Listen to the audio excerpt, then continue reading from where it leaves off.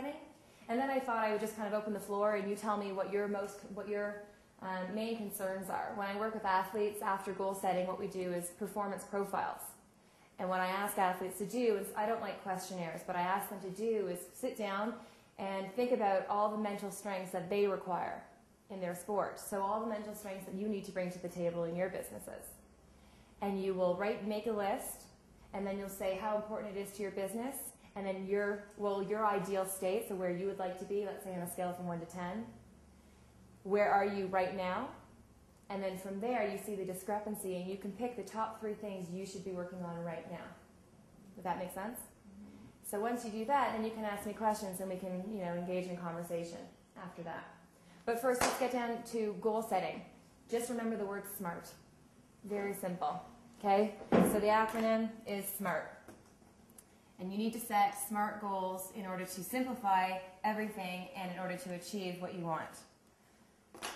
Okay, so SMART would be specific.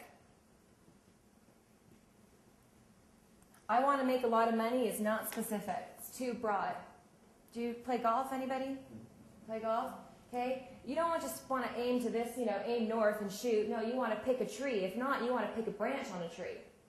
You want to be as specific as you can to get everything else out of the way. You don't have to think about anything after that. You know exactly what exactly you want to achieve, and then that goes out of the way. Now you have to focus on how you're going to get there, right? Instead of worrying about everything else. Measurable. The only way you're going to build confidence is if you can see if you're attaining your goals or not. And the only way you can see if you're attaining your goals or not is if they're measurable. So you can, check mark, yes, I've done it, or X, I need to keep it on for the next week and still work forward on it. This one is my most important one, action-oriented.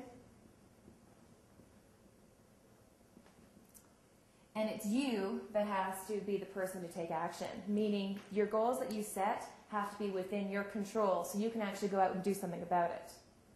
There's a lot of things that are not within your control. You can't control which bank is going to give you a loan and for how much, but you can control how many banks you go and see that week, how many phone calls you make during that week.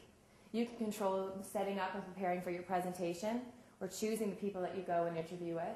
Those stuff you can control. You can't always control the outcome.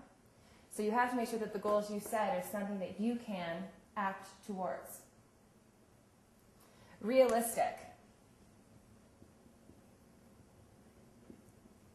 This gets a little funny. This gets a little iffy. You want to set 2 types of goals. You want to set long-term goals. So what is your dream? What is it you want to achieve out of all of this? Doesn't need to be realistic right now. Dream big. Okay? If you want to wish for the stars, for the moon, do it. If that's what you believe, that that's what you really want. Dream big and don't let anybody tell you that it's not possible. It's the short-term goals, it's the process goals that need to be realistic. So you need to narrow them down, make them as small as you can so that you can actually achieve them. Because if you don't achieve them and you just go week after week after week getting nowhere, what's going to happen? Nothing. And you're never going to want to try again because your confidence will go down as well. So you need to make, so once again, long-term goals, be as unrealistic as you can because eventually they will be realistic when you get to that point. But your short-term goals, your process, the how-to, those need to be realistic, yet challenging. If they're not challenging, they become boring, right? And then you don't want to wake up in the morning and do it.